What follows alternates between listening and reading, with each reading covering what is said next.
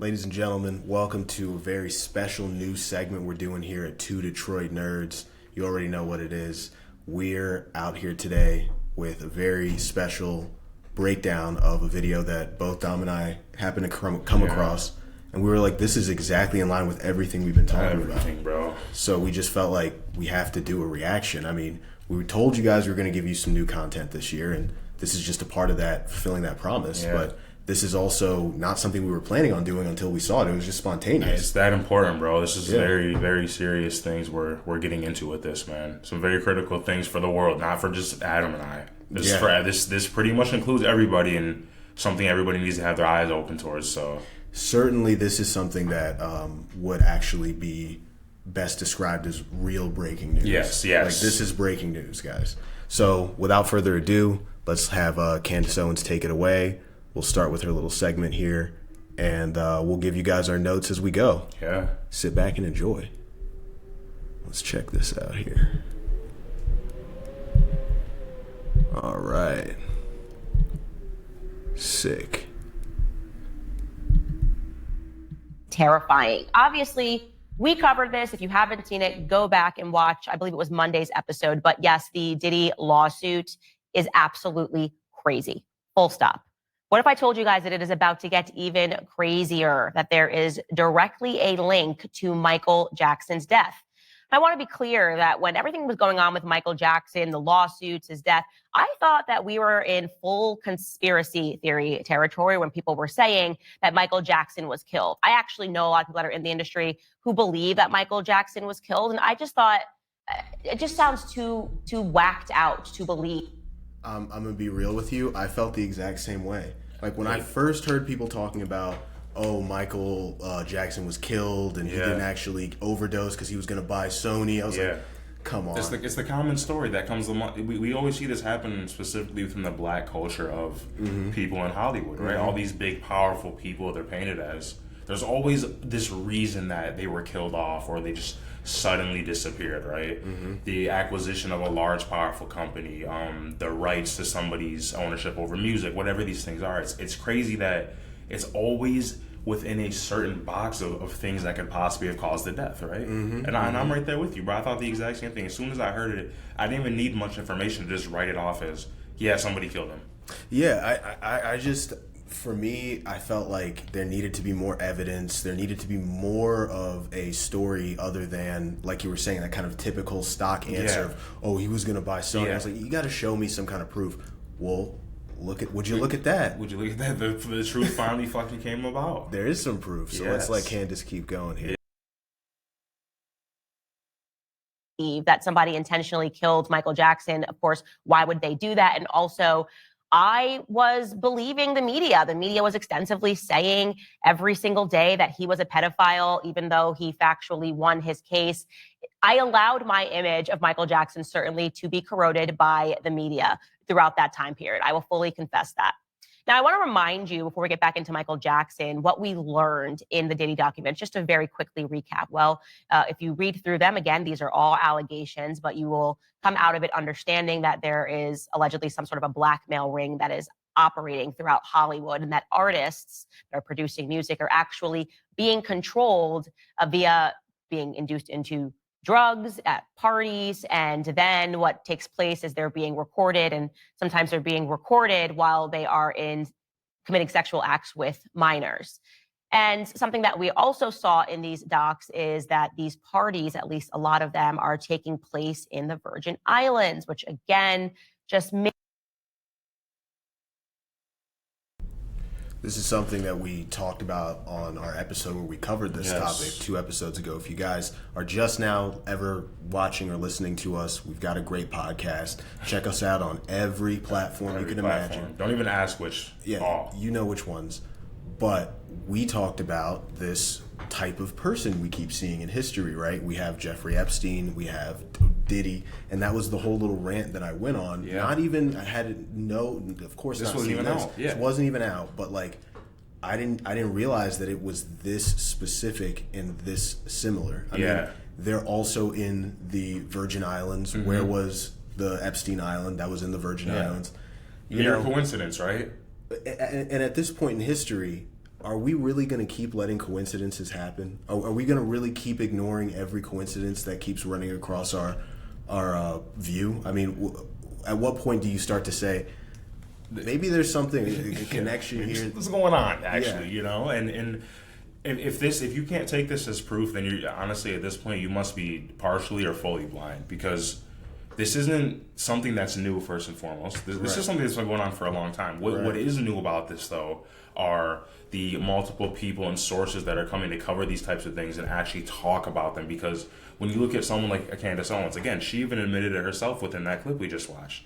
She was one of the first to believe the opposite of what was going on. She was writing it off as a conspiracy theory. These kind of things always happen. But pay attention to right now the times that we're in and all this new information coming out about multiple people. This is just the one that's in right now. But when you really dig, you don't have to do much digging. No. This happens a lot, and this is a very often occurring thing. So for people to just turn their eyes to this is still to this day crazy to me. It was crazy to me 10 years ago. I know, but it's so weird that we're at this place now where a lot of these questions are being answered. Yes. And it's a lot simpler than what we would have believed before. And it is stuff, in a way, like you said, we've already kind of known that this was happening. We've already had our ideas. We've heard the whispers, in the wind about people like Diddy, but the aspect of him collecting blackmail, or there being a blackmail aspect to this, really takes this entire situation to a much more sinister level. Yeah. Obviously, SA and all of that stuff is very horrible in itself, and you wouldn't want to wish that on anybody. But the power and control implications of this type of a network or a ring or a syndicate really opens up your mind to more questions. I mean, we're seeing how powerful and like, look at the things that they allegedly are able to have people do just based on, again, pure power or who the people are or whatever connections they have. Look at this. I mean, we're about to get a breakdown of things. I feel as though there's going to be many more names and a much larger group of people that you're going to internally see are involved with this, because this is the surface right now. This is just a look in, bro. This is like you're at the front door, it's cracked open a little bit. Once that whole door finally opens up, bro, people's minds are literally going to be blown. It's probably going to be too much for a lot of people to take in, but understand, take it in at whatever rate you need to, but actually take this in at this time. I think it's important for anybody who's a fan of culture, media, if you listen to podcasts like ours, even if you're not a big, like, whatever, I hate using the word conspiracy, right? But even if you're somebody that only wants to read the facts or news or whatever, still pay attention to what's going on here, because this is a significant event that's going to change really the way that we talk about the world, bro. The way that we talk about all of this, the way that we see it, our perception is about to change very, very significantly as these kinds of things come out. But let's let Candace keep talking here. Hold on.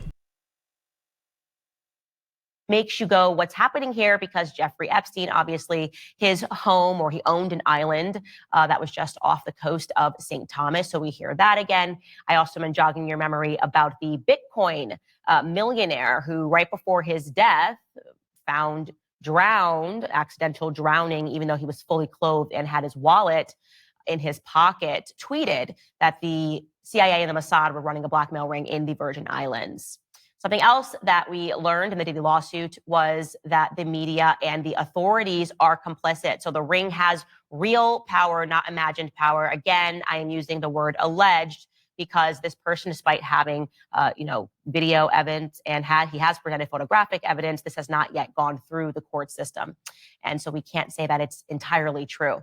And I'd say the biggest point that we took away from these Diddy docs was that this ring, if you believe it exists, can and will murder people to protect themselves.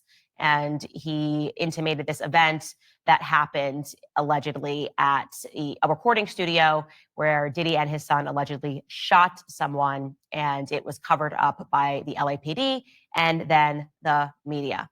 All right, so within those docs, and this is where it gets relevant, there is one man that is named as being the person that can do the cleanups, right? This is the guy. Before we get to that part, because I do want to focus on Mr. Muhammad. Yes. For people who probably have already seen this video, I mean, there's so much to unpack with that, but I want to kind of take it piece by piece, frame by frame.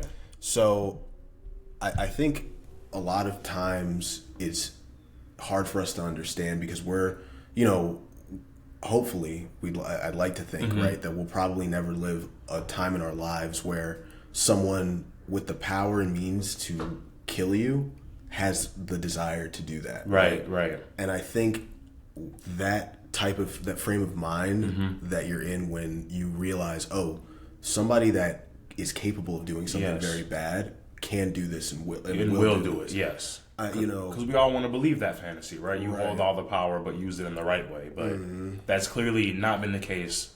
More specifically here, but in most happenings. Let's be honest here. It's not something that we usually come about. So I'm hoping for that further push towards the greater good. The bettering of us as a civilization, as people. But it's hard to say. I mean, like I said, this is the early beginnings of this, so it might take some time. But as long as that result is met with that, it's good. Yeah, no, and it definitely is. Something is going to happen just as a result of the information being out. Whether or not they're gonna just replace Diddy with someone else, or if this type of whatever organization already had the plan of getting rid of Diddy. Maybe this is their disposal process of an asset, right? But it's still, I think, like you said, probably for the greater good that stuff like this is just stopped and that about it. Yeah.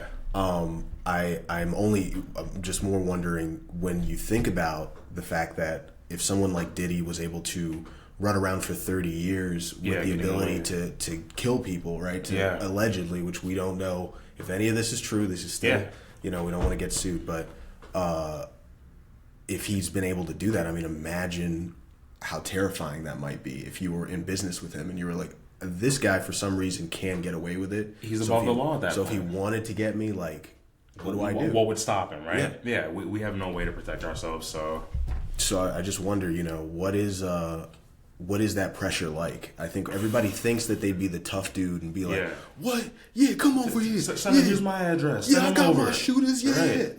And then you're dead in unimaginable ways 10 minutes later. Right. Or what if just, I mean, it's so simple as like cars start following you, Or even the thing about Kid Cudi, his car blowing up. Imagine your car actually blew up and you know for sure that someone bombed. And imagine knowing you were about to get in your car and the smallest little thing stopped that from happening. Right? You're not just going to think, oh, that was random. No, you're going to do exactly what Kid Cudi did. We've seen how he is right now. Yeah. That shit took a toll on him, bro. He completely flipped styles. So it's just very telling, man. It's not easy, I'm sure, and I would never want to have to go through that type of pressure in life because I could only imagine. I think about any pressures I felt in my life, and it doesn't amount to anything to somebody trying to kill me and actually attempting to. And not just saying they're gonna do something to me. And also too, like there's a level to it where if someone does that in most normal situations,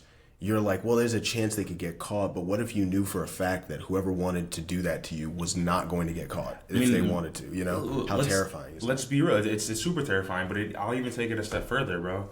The whole getting caught part kind of right now at this point doesn't matter because realistically, like in this case with Diddy, I mean, being caught means what, right? Like if they know that he does something, right, or let's say he orders something to be done, allegedly, and then it happens, and then in one way or another it gets traced back to him. It's kind of like a slap on the wrist case, bro. I mean, we've seen this. Yeah, I mean, it would be definitely hard, and it's never successfully happened where he's been actually tried on something and actually had to face penalties for stuff. Right. So, yeah, I mean, it's definitely a very horrifying thing. But let's get into this next part of it. Yeah. Guy that you are supposed to call if you get into any sort of a scenario. So in these docs, it says Mr. Combs instructs his staff to always contact Mr. Muhammad, that is Fahim Muhammad, if they are ever pulled over by the police in Miami or California. And upon information and belief, this is regarding the shooting that took place at Chalice Recording Studios. Again, he is alleging that Diddy and his son shot someone. And after that shooting, the documents say explicitly that Mr. Muhammad spoke with the LAPD. Real quick, we're gonna have a more of a breakdown on this, but just for 1 second, what's with doing crimes with your son? Like, what's up with that? Is that actually what's happening out here? It's crazy to me because I would always think, in case of this, leave your kids out of it. That's what I would by think. By all means necessary. So would you just spawn another nigga so that you have like a partner in crime? This is what you want out of your offspring. This is what you want to contribute to the world. Or just niggas running around like you. Just I don't like this guy. I'm gonna kill him. Yeah, get away with it. Like, what the fuck is? It seems so needless to involve your child. Yeah, I don't know. It seems so crazy. That's one of the parts of it that really made me wonder. Like, is this real? Is this real? Is this happening? Is this deposition real? Because it really doesn't seem real. Even with everything that we've had come out, it still doesn't feel real because I can't fathom a single thought towards. Yeah, I understand why he had his son involved with him, no matter what. Like, if it was a separate happening, that completely changes the narrative. But we're talking, we just heard Candace say it's Diddy and his son shot someone. So it's not, it sounds kind of planned. Yeah, I don't know. It's premeditated. Yeah, so. But let's get into Mr. Muhammad, though. After G was shot at the recording studio, the LAPD was in the recording studio and witnessed the blood in the restroom, and they went with the bogus claim that the shooting of G occurred outside of the studio. This was all thanks to Mr. Muhammad's connections within law enforcement. So again, what we are seeing there is that you call this guy and this guy will make it disappear, and the media will report whatever the incident is in a capacity that covers up the crime, allegedly. Well, guess what, ladies and gentlemen? The cleanup guy, Mr. Fahim Muhammad, was also on the scene when Michael Jackson died. So I want to introduce you to and allow you to listen to Ian Carroll. He's an independent journalist that is investigating everything that is going on, and he explains that connection that Fahim has with Michael Jackson. Take a listen.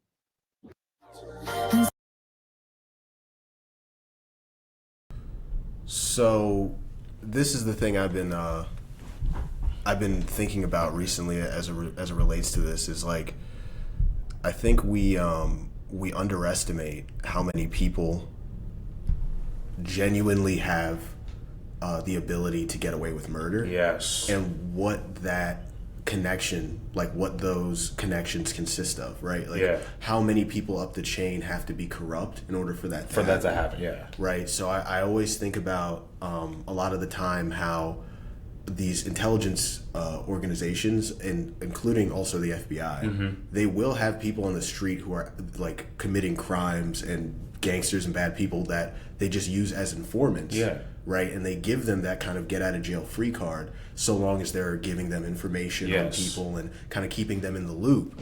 And the most famous example that most people can think of is Whitey Bulger. Do you know what? Yeah, Whitey Bulger was FBI informant, was like head of the fucking Irish mob in Boston, like completely one of the worst human beings ever. Someone that you would absolutely say, there's no amount of information that's important enough for someone like that to be out on the street. But lo and behold, the FBI knew everything about him. Yeah. They knew exactly what he was up to, and they kept him out there just because, he was giving them information. So somebody like this, Mr. Muhammad. Yeah, he's not safe from that either. I mean, it's crazy how willing they are to play ball to just further a case or actually bring down an investigation, right? Because if you're literally allowing somebody to commit the acts that you're trying to stop, are you actually better than those people, these organized crime syndicates, whoever it is, a mob, a mafia, whatever it is, like, and this is just now really making its way to the general public's eyes and ears, right?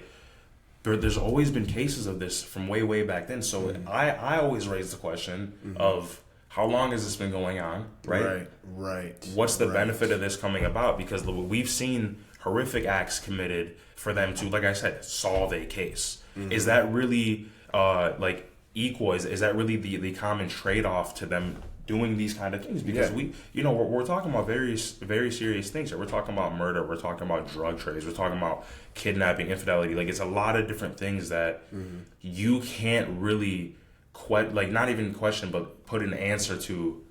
No, this is the only way you can come. You know what I'm saying? This is the only way that you can actually proceed with this. And again, it raises a further question of: is it just to solve these cases? Or is it to keep these cases alive? Or to create the trickle down effect. Like, well, if we do this by this point, boom, we'll be here. You know what I mean? I don't know. It's very serious. I think you're definitely onto something with that, but I don't know. I want to just kind of get to it, get towards the end here, because there's one other big thing that she says that goddamn.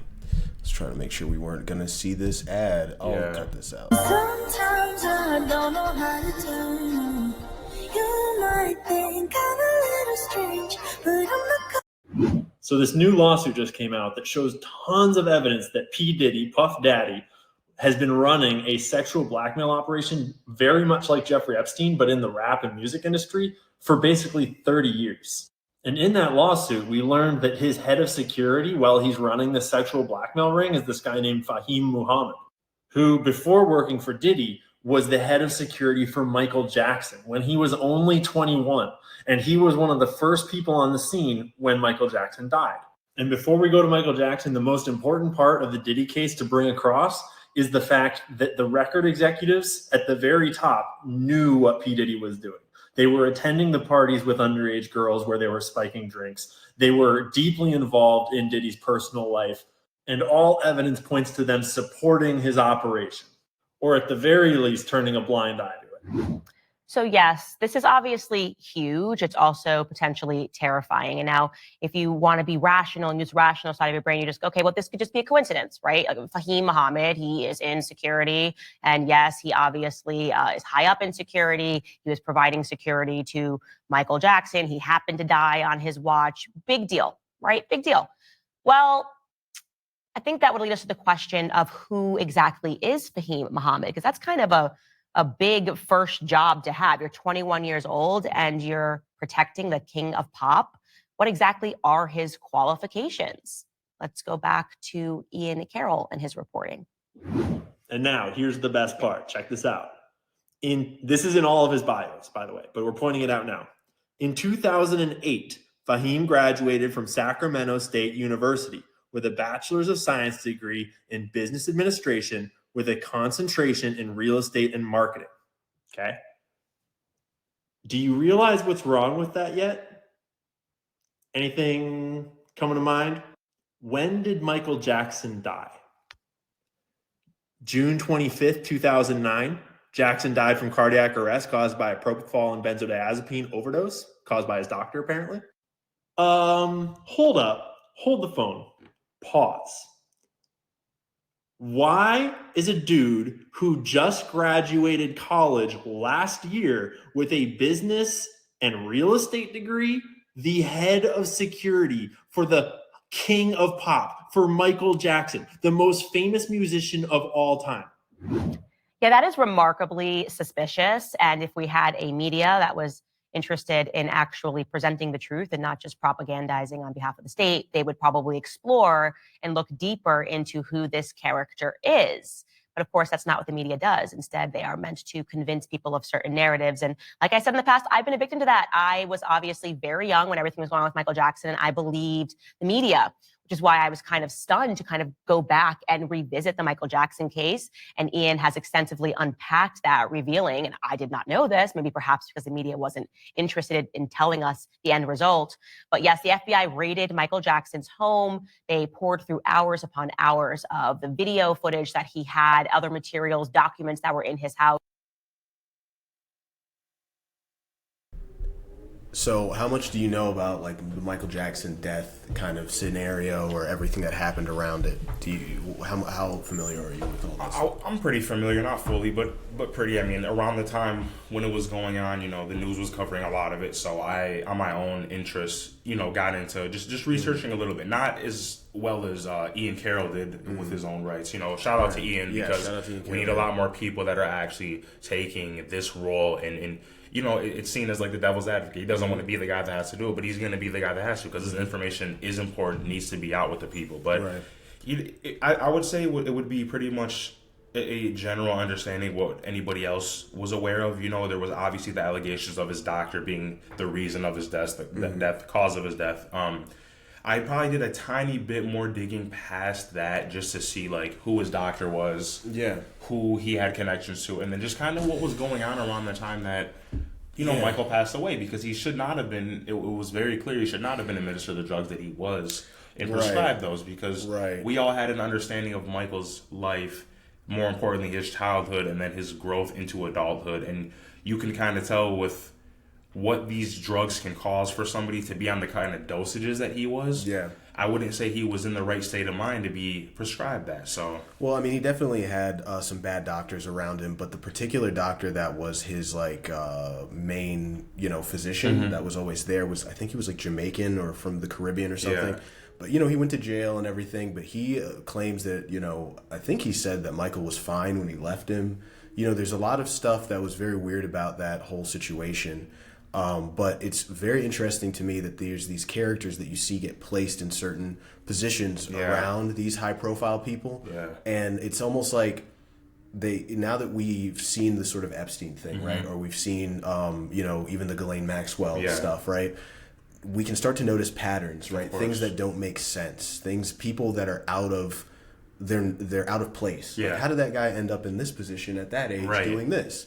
That's weird. And then, people will say, oh, it might have been nepotism. Maybe he knew someone that would. Sure, maybe. But why not? When you see these fantastic things that happen after they get hired or get put into those positions, you have to wonder what these connections are. Who is organizing the people around Michael Jackson? Right. How much say did he have at the end of his life about who he could have around him? Of course. That's a very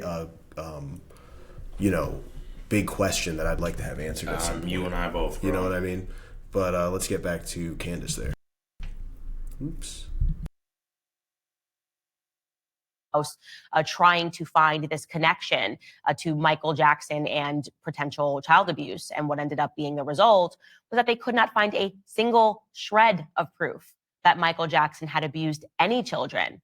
And yet, despite this, the media convinced us that he was a pedophile, or maybe they didn't convince you, but they definitely did a good job convincing me that Michael Jackson was a pedophile. And to be clear, maybe it's perhaps the lack of evidence that was ever uncovered. Michael Jackson was found not guilty of all of the charges that were brought against him. But that didn't stop the media's obsessive attacks against him. They still wanted people to believe that this man was a bad individual. And so they shifted their claims and they started revealing in so many articles, so many front page news pieces were written to tell the masses that Michael Jackson was a raging anti-Semite. It is a fact, by the way, that Michael Jackson did keep a list of people in the industry that he said were his enemies, okay? On that list were people that all happened to be Jewish. So it was lawyer Gloria Allred, music exec Tommy Mottola, Rabbi Shmuley Boteach, you may have heard of him, and I'm going to mention him later, Israeli illusionist Uri Geller, and also Michael Jackson's former manager, Dieter Wiesner. Now, to be clear, it was Dieter himself. What do you know about Uri Geller? Well, there's another point we'll get to, but I wanted to Not stop much, to be honest with you. Okay, something for everyone, including you, Dom. This is something every person who hears my voice and gets to this part of the video has to stop right now. Go stop this video. Yeah. Go and watch the Louis Theroux documentary called "Looking for Michael." I'm pretty sure it's free on YouTube. You can find it. It's 50 minutes. There's a section of that movie where Uri Geller is talking to Louis Theroux, and they're in Uri Geller's house. By the way, Uri Geller he's kind of like a David Blaine of Israel, so he's like an illusionist. He can do a bunch of stuff, right? Which, by the way, illusionist, black magic, witchcraft. Wow. Where we heard that before? And somehow he's like just so obscenely wealthy. Like they're in his house, and it looks like, I mean, it could have been one of Michael Jackson's homes. Yeah. I mean, literally, He would look like he was on that level too. So, and I mean, sure, I guess he was just the greatest illusionist in history. Yeah. And just I don't know, or maybe he was great at investments. I have no idea. Yeah. But the exchange between Louis Theroux and Uri Geller, because at that time Uri Geller and Michael Jackson were still very good, or at least Uri claimed that they were still very good friends. Yes. And the whole point of the documentary is Louis Theroux's trying to find people who can get him in touch with Michael Jackson. Fair. So he's going to everyone around Michael Jackson that he can get in contact with, and trying to be like, hey, can you set me up with an interview with the King of Pop? And obviously no one wants to help him, but he's talking to Uri Geller, and they're on a black and white checkered floor. Of course. There's like black drapes behind them. You can just see where they are. And Yeah. Uri Geller kind of has this smirk the whole time. Like he's just like he's loving every moment of the sort of signaling that he's giving that he's involved in these kind of dark arts. And I just want please, Dom, so that we can have a reaction to you watching it. Get to the part where Louis and Uri have this very strange exchange where Uri Geller like comes up to him and like holds his face and is like very tender and like emotional for a second, where he's like, I'm so sorry, because they're like getting into like a little argument for like why he won't introduce him to Michael Jackson and blah blah blah, and Uri Geller's kind of like, you have a reputation of making fun of the people that you do documentaries about. But it just this guy's whole vibe was off. Just like sinister. Off, man. And he kept on doing this thing too that Louis Theroux was very good at doing, is that kind of British deadpan of like doing something that's clearly hilarious but being like very chill about it, or very like straight about it. He would show people this picture of Michael Jackson in a kimono. Okay. Like Michael Jackson took a picture towards the end of his life, like in a Japanese like woman, basically like woman's kimono, and he's like like showing Uri Geller like, I want to talk to this person, like, and it's important to show that, because it's like this is where his head's at. These are his friends. This is the world that he exists in, and it's so fascinating. I really think it's probably one of the best documentaries ever made about a pop star. And he doesn't even interview him. He doesn't even meet him the whole time. But you learn so much about Michael Jackson. By the way, a lot of Michael Jackson's friends were magicians. Yeah. One of his like close family friends who Louis Theroux meets early in the documentary is also a magician, and he was talking about how Michael loved magic tricks, and I don't know, that Uri Geller guy, I'm saying, is something about him. There's something going on, and not to get too far off topic. No. I mean, it's still part of what we're going through right now. But all of these names are these little rabbit holes. Yeah. Every person that she mentions, all of these connections will lead you into these bizarre little worlds. Yeah. Very interesting. And there's a reason for it. Why were all these people around Michael? Yeah. Why? That revealed that Michael Jackson had this list, but he says that Michael Jackson was just paranoid, that Michael Jackson thought that these industry people were all colluding to try to ruin his life and to take over his life. And again, that was just Michael Jackson being crazy and being a raging anti-Semite. Well, Ian Carroll also investigates those claims as well. Take a listen. And yes, Jackson did say that the Jews are, probably referring to the Jews in the music industry, are like leeches, and that they took everything from them and that they did it on purpose. But when you look into those allegations or those insults, you realize that because of his will that was probably fake and filed right before his death. So the will was signed on July 7th in Los Angeles by 3 witnesses. But Jackson's family pointed out that he was in New York that day, and there's video proving it. So they changed their story. But the witnesses definitely saw it, and it was just in New York. So anyways, because of this will, John Branca was put in charge of his estate, which included his net worth of $230 million, but far more importantly, his 50% share of Sony ATV worth $750 million. Yes, he was taking on Sony. He was going after them. Yeah, I mean, I think it gets down to this point, right, where you have the Bill Cosby thing, who's going to buy NBC. Yeah.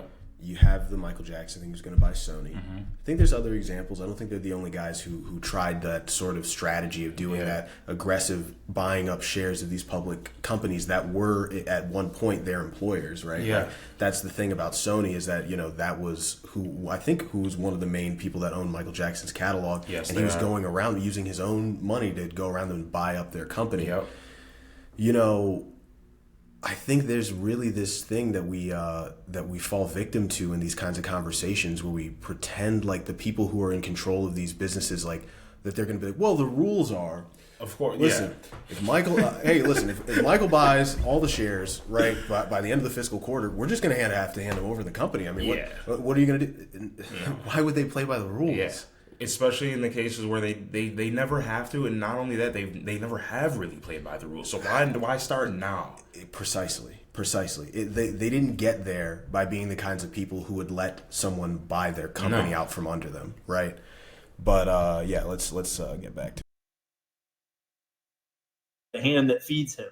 And when you look into John Branca, in 2003, Jackson fired Branca because he was siphoning money out of Jackson's accounts in collusion with Sony Music CEO Tommy Mottola and funneling it through a bunch of offshore accounts in the Caribbean. John Branca is Jewish, and Tommy Mottola is also Jewish.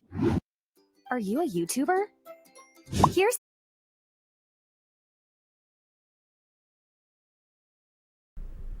Yeah, I mean, so like what we're saying about this whole stuff with, you know, these people absolutely not being interested in you know, doing this in any type of like fair way. Yeah.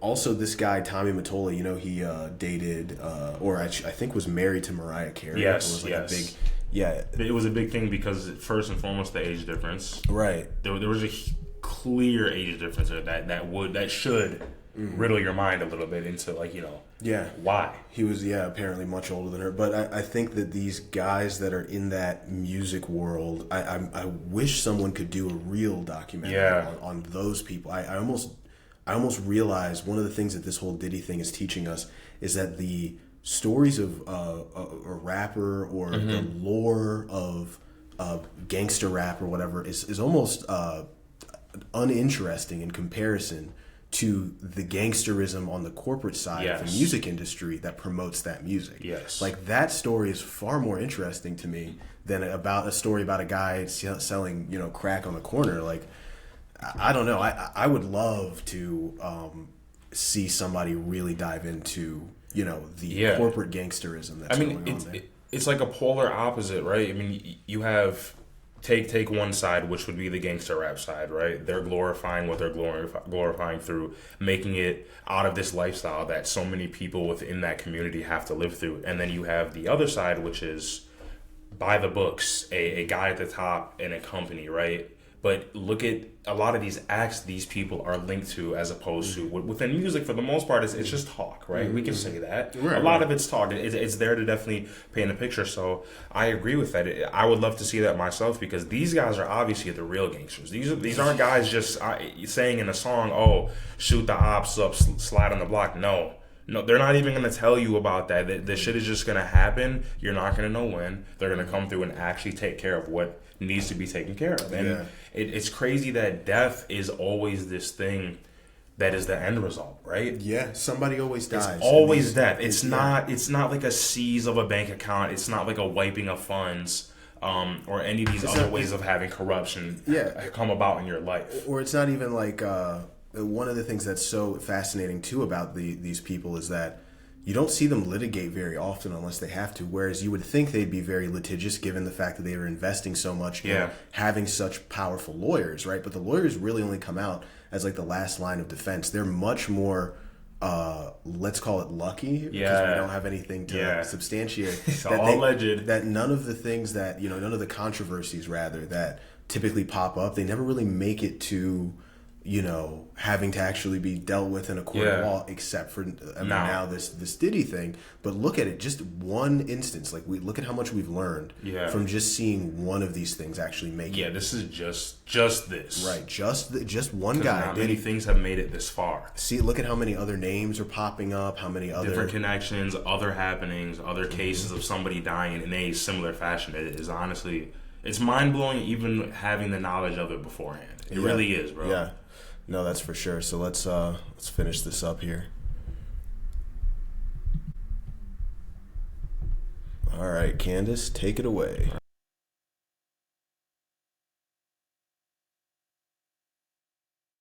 This was a conflict at the end of Michael Jackson's life that suddenly they were alleging that he signed a new will and handed everything over to the very people that he was fighting, the very people that he was saying were colluding to take things from him, ended up, in the end, taking things from him, despite their remarkable mistake saying that he signed this new will in a place that he simply wasn't at. So yes, Michael Jackson's estate was transferred over to specific individuals who happened to be Jewish. So what do we make of all this? What do we make of all this? What do you think about all of this? Well, I'm going to be honest with you that these claims keep coming up too often in Hollywood for me to be comfortable with it, right? We saw this, obviously, it's not just now the Diddy lawsuit, it's not just now Michael Jackson. We also have seen these claims with Kanye West, notoriously, obviously, when he tweeted out, I'm about to go DEFCON 3 on some Jews, and the media freaked out, and people in the Jewish community were understandably very scared, not knowing what he meant. And I very much abstained from speaking much about the issue because people were so emotional that people couldn't hear, even if I had shared. And even when Kanye did share that he was speaking about specific people in Hollywood that he believed were coming after him and were trying to control him. He actually named some of those individuals. He shared personal text messages of a friend of his, a personal trainer to the stars, who again happens to be Jewish, was threatening to put him in the hospital and to drug him against his will. Harley Pasternak is his name, and the media barely reported on those text messages that he shared publicly because obviously he was enemy number one. And here's what else I will tell you. When that Kanye situation went down, I was being threatened by a person named Rabbi Shmuley, person that Michael Jackson put on his enemy list, the person that I had never heard of, was threatening me and saying that unless I came out and said things explicitly against Kanye, he would effectively ruin my life. He said that he would take out a front page ad and smear me as an anti-Semite. And it wasn't just him, it was also his daughter. They were messaging me saying, don't mess with Jews.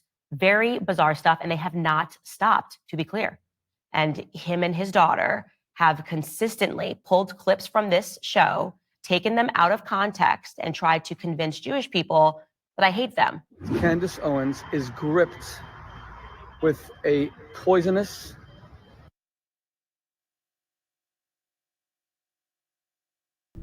not for nothing, but have you seen this guy on Piers Morgan where the dude Mohammed Hijab goes after him? Do you know who Mohammed Hijab is? I shouldn't. I mean, it's okay. I want to know. Yeah. So I want to know. So Mohammed Hijab's this like Muslim influencer. He's like this like 6'7" like Arab dude who's so he like mogs people while he does like street debates. You know. Yeah. And he got pretty big. Like he like hangs out with like Andrew Tate and all them. But Piers Morgan invited him because it was like a Israel. I think it was like a Israel-Palestine debate. Okay. And he goes in on Rabbi Shmuley. I won't spoil it. You gotta just watch it. It's the first of all, it's a screaming match, so it can kind of get a little bit annoying to listen to. But I'm saying just fight through it because it's some of the funniest shit I've ever seen on live TV. Some of it's worth it going through that. But that dude Rabbi Shmuley, I don't know enough about him, but he definitely seems like a weirdo just from seeing him in that context with Mohammed Hijab, who again I think is also a weirdo. Like they were both weirdos. They were both total psychos to me, but. That guy, there's something particularly weird about. It's very alarming to me also in these two specific cases with Kanye and Michael because, again, the media painted this narrative that Kanye and Michael they're anti-Semites, right? They hate Jewish people. And on the surface, I can see how easily a lot of people would believe that because we know how the media does things. Like Candace Owens just also mentioned herself. They will take things that you say, clip and cut it, and then release it in a way that it seems like you're only focused on this part when it's completely being taken out of context. And look at how long ago Michael Jackson, he knew why. He had that list that they already mentioned for a reason. And is it coincidental all these guys ended up being Jewish? It's kind of crazy, right? And I think it's crazier to say that somehow has anything to do with Jewish people in general. Like, why would that have anything to do? Just because, what does the mafia have to do with Italian people in general? It doesn't. Italy has an amazing, rich culture. So many other things but there is also the mafia, right? Yes. I think with this particular ethnic group, that might be something that might be a way to think about it without, falling into this trap of having to explain yourself as not being. I agree. Because anti-Semitic, it's annoying because nobody's actually saying that, right? We're just pointing out, like, unfortunately, we have to claim them to be as coincidences right now at this very time, but anybody that comes and watches this and has their own take on this, pay attention to how many people end up being in these situations, more specifically when it comes with the music industry, that end up being Jewish and involved with a lot of, like, fully involved with a lot of these cases, not even just a little bit, fully involved. If I have a list of people I think are coming after me and I show you the list and you see they're all Jewish, you're going to think, what the fuck's wrong with you now? But now we're talking, 15 years later, longer than that for Michael Jackson's case. And it's like all of these guys have a connection to the next person who was responsible for the happening or there on the scene of. So it's much more than them just knowing Michael Jackson. There's a lot more to this. And remember what Candace said. She said it's interesting that the very people that Michael Jackson named as being the people who were trying to get him, who he hated, he somehow signs his will over to 2 days before he dies. It's just one of those things where this is not complicated. No. Like I said earlier, we're finding out this is a lot simpler than we used to think it was. But let's finish it up right here. Hold on. Almost pathological hatred of Jews. It's actually become very serious. It's actually almost frightening. When you see a woman like Candace Owens blood libeling the Jewish people, by the way, Candace Owens is losing it. Her anti-Semitism goes by the day. So if I do not find somebody soon, I'll blow up.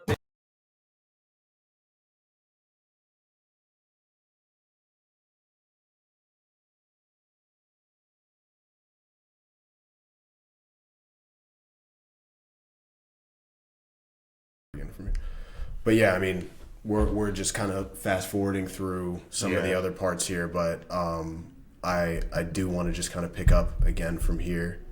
Let's see. All right, take it away, Candace. Let's see here.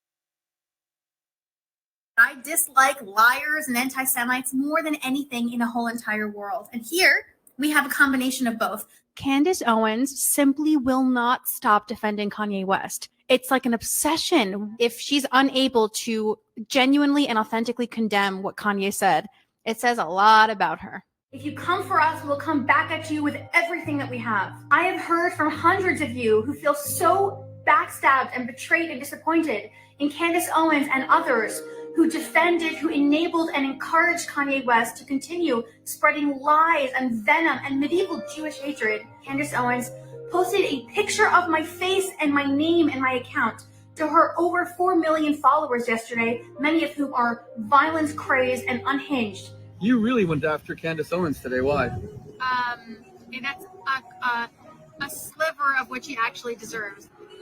She is such a liar. She is an anti-Semite. She hates Jews. She has a thing.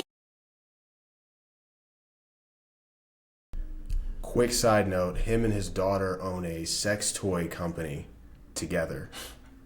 They own a sex toy company together. They've written, I think he's written multiple books about like having sex and being sexual, but being an Orthodox Jew, whatever. But it's with his daughter though that he does that business with. That's not alarming, right? No, hey, just throwing that out. We hear that happen so often. Just throw that out there. Tossing that over the gate there, and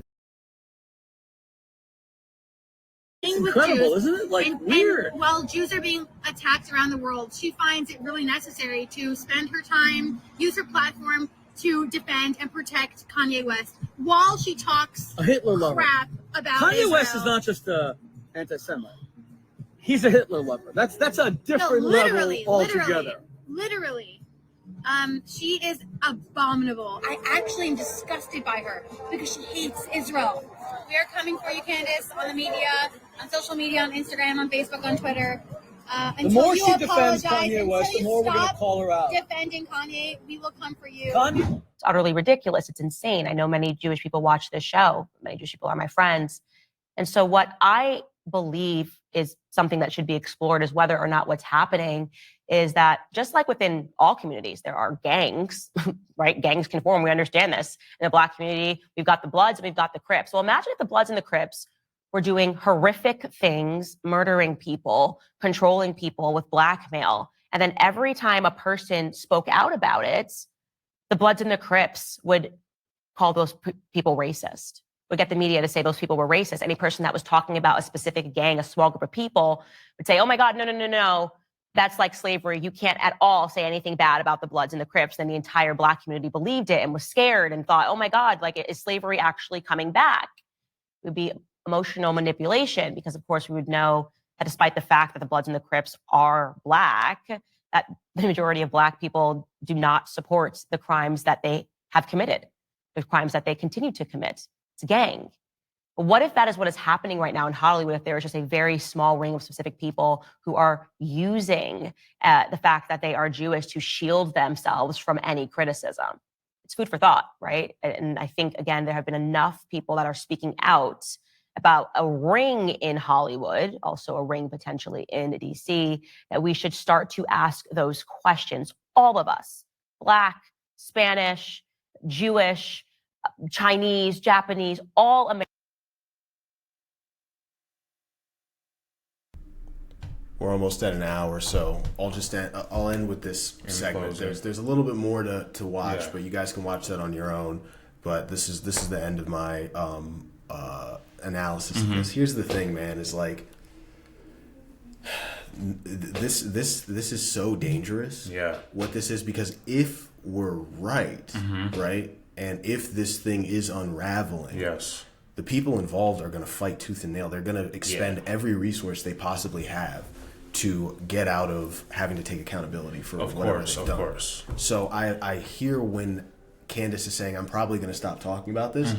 I think people might listen to that and think that she's like joking or in jest. I think she was serious when she said that. Serious, because she understands the repercussions that come with something like this. And it's unfortunate because really all she's doing is trying to get closer to it and uncovering more and more of the truth, right? Which in most people's minds is the right thing to do in these situations. But we're seeing, again, so many different times within history, how that ends.